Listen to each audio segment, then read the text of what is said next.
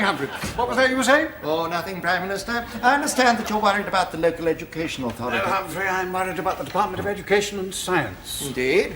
In my opinion, the DES does a splendid job.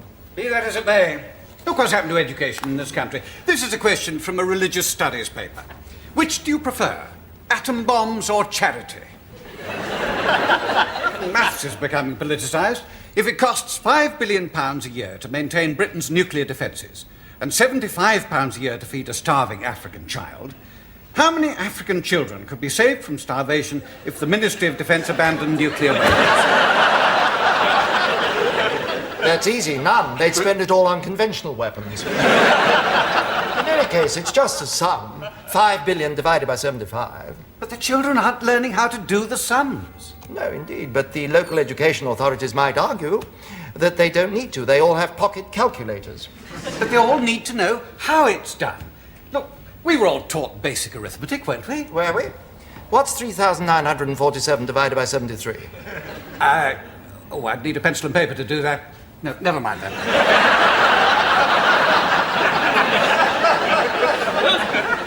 I could do it when I left school. But now you'd use a calculator. That's not the point. I mean, look at Latin. Hardly anybody knows that nowadays.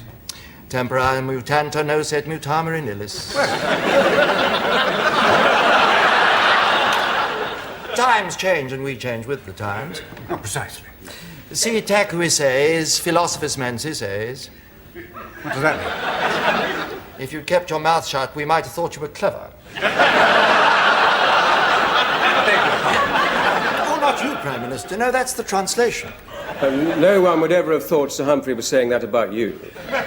Go away, Bernard, please. I can't believe it, Humphrey. You had a conventional, strict academic upbringing. Are you denying the value of it? Well, what's the use of it? I can't even call upon it in conversation with the Prime Minister of Great Britain.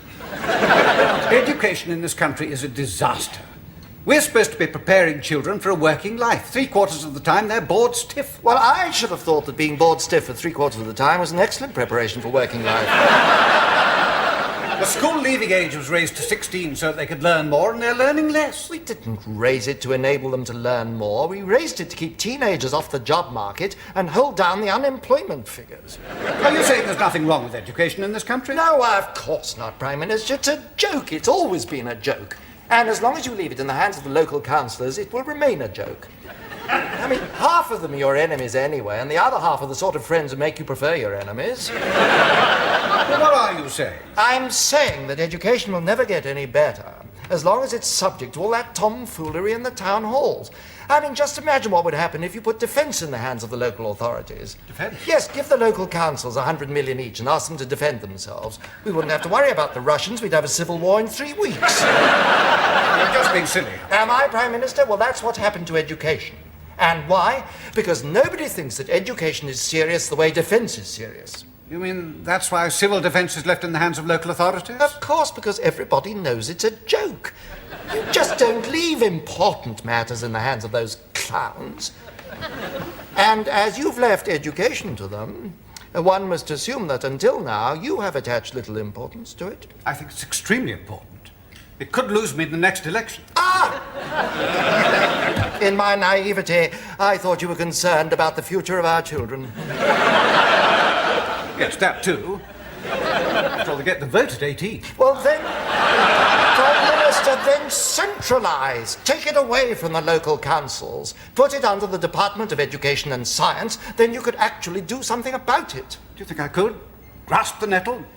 Take the bull by the horns? Prime Minister, you can't take the bull by the horns if you're grasping the nettle. Oh, really, Bernard? All I meant was, if you grasp the nettle with one hand, you could take the bull by one horn with the other hand, but not both horns because your hand isn't big enough. And if you did take the bull by one horn, it would be rather dangerous because... Well, it was just a mixed metaphor, and since we were discussing education, thank God.